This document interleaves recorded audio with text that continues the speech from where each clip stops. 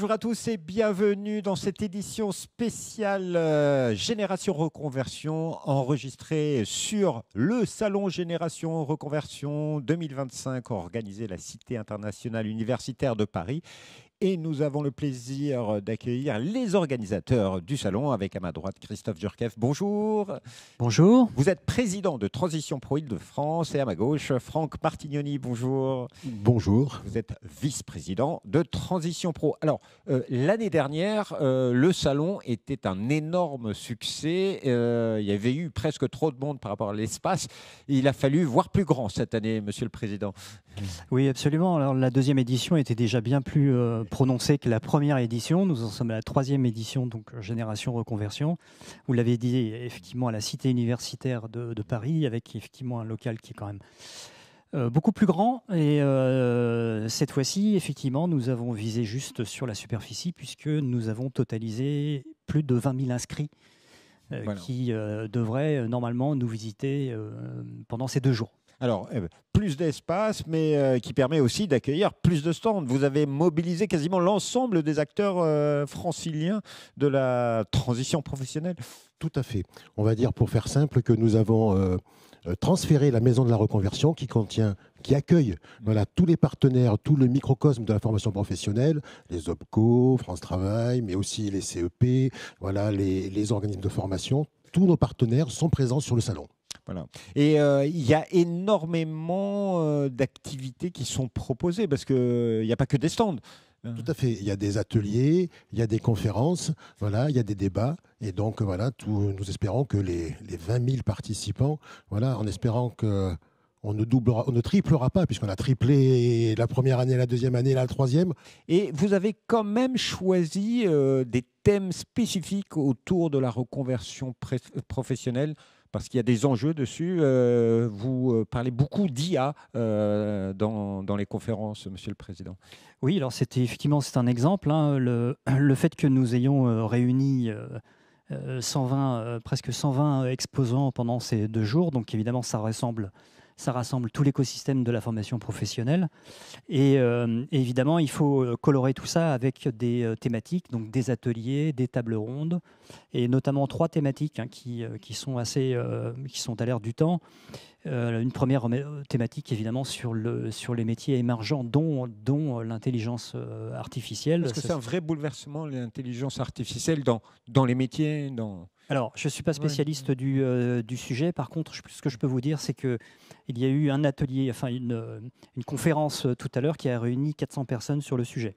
Donc, il y a effectivement un engouement et il y a une recherche d'informations sur ce secteur, le secteur qui, évidemment, à côté d'autres secteurs dans le domaine de la transition numérique et la transition énergétique. Effectivement, ça pose beaucoup de questions. Ça pose des questions qui nous semblent intéressantes dans la perspective de ce que nous faisons nous, hein, puisque notre premier métier, ce n'est pas d'organiser des salons, c'est bien de financer les projets de transition professionnelle.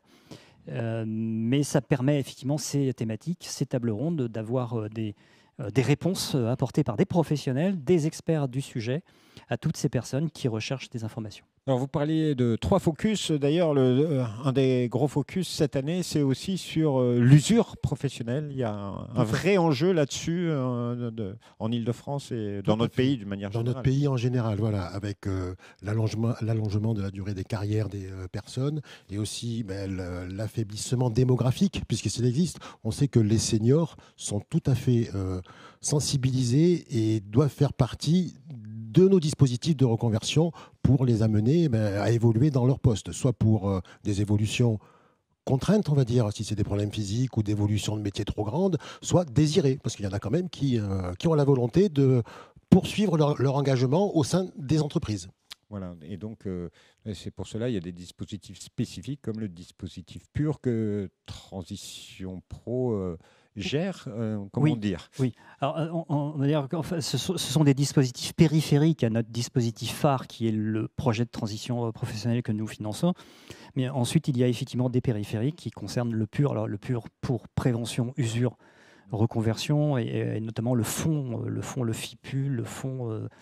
j'ai même oublié exactement Voilà, le fonds d'investissement pour la prévention de l'usure professionnelle qui, effectivement, intéresse.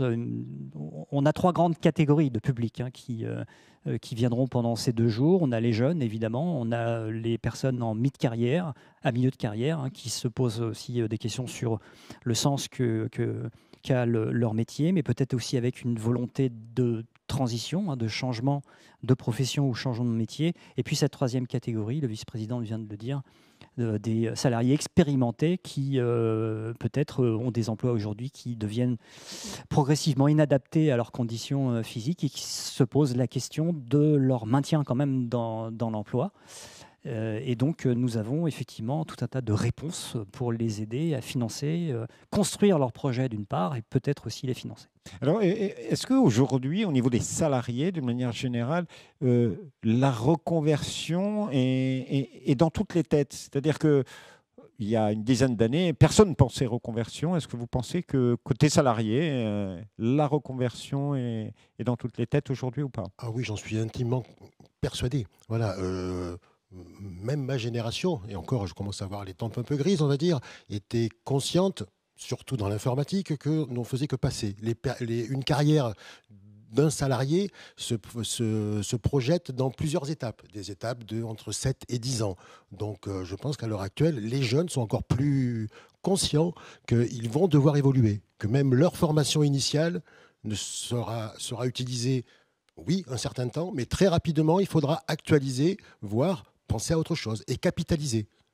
Et est-ce qu'on peut dire qu'aujourd'hui, en Île-de-France, pour un salarié ou une personne qui veut penser reconversion, il y a l'ensemble de l'écosystème pour pouvoir répondre, si le projet n'est pas trop fou, à ses aspirations? Oui, parce que le salon est composé, le vice-président l'a dit tout à l'heure, des opérateurs de compétences qui financent des formations, la formation professionnelle. Il y a les conseillers en évolution professionnelle. On a d'autres personnes de l'écosystème de la formation, j'en ai parlé, mais il n'y a pas que ça aussi. Il y a des branches professionnelles qui sont présentes. Il y a des fédérations professionnelles qui sont présentes. Il y a des organismes de formation. Il y a des entreprises elles-mêmes qui sont présentes. J'en ai croisé tout à l'heure quelques-unes et qui sont là aussi pour promouvoir leur métier.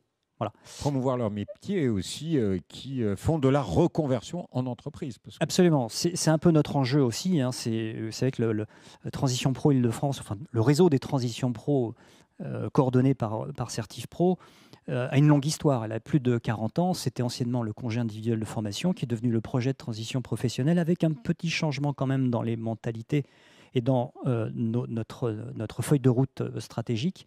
C'est bien de viser des certifications, donc une formation et un métier à forte perspective d'emploi. Voilà. Pas question de faire une formation pour faire une formation. Ce que l'on recherche et ce que l'on finance, ce sont des projets suffisamment motivés par les personnes pour dire voilà, je veux changer de profession, je veux faire ça, et voici ma motivation, et voilà comment je me prépare à le faire. Voilà, l'écosystème est donc bien présent pour vous aider dans votre projet de transition professionnelle. Alors, c'est la petite question piège. Voilà, si vous aviez un conseil à donner à un salarié qui pense reconversion, ce serait lequel, Monsieur Martinet? Alors, ça serait très vite, foncez, osez. Et vous avez parlé de projet fou. Il n'y a pas de projet fou. Nous avons toutes les dispositions, tous les intervenants, tous les orientateurs pour faciliter la mise en place des projets, même fous. Après, on va la faire revenir sur le foncer, mais se faire accompagner. Et se faire accompagner. Et vous, ce serait quoi le conseil? Peut-être aux entreprises aussi, parce que vous travaillez énormément avec les entreprises. Oui, absolument. Nous sommes en lien direct, comme une évidence, avec effectivement les entreprises, leurs besoins en compétences. Ça, c'est une certitude. Si j'ai un conseil à donner, oui, effectivement, il y a la volonté, il y a cette part d'insouciance, se dire, mais est-ce que je peux le faire? Mais oui, il faut y aller. Il n'y a pas de frein à ça. Après, sur le côté un peu plus cartésien, pour se faire financer une formation, il faut quand même que le projet soit bien, soit viable, soit effectivement cohérent, qu'il soit pertinent, qu'il soit bien construit par la personne. Et bien construire par la personne, pour certaines personnes, c'est une forme d'obligation de se faire accompagner. Il y a Transition Pro a parmi ses collaborateurs qui accompagnent les gens. Je regrette encore la nécessité d'avoir les conseils en évolution professionnelle. Mais c'est vraiment ça, c'est bien construire son projet. Deuxième chose, c'est bien aussi identifier ses compétences et ses atouts. Et ça permet de formuler une motivation supplémentaire. Bien identifier évidemment le métier visé.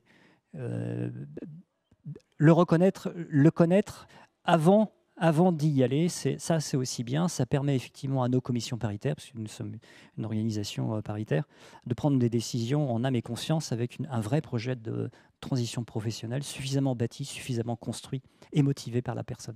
Merci à tous les deux pour ce point sur cette première journée du Salon Génération Reconversion.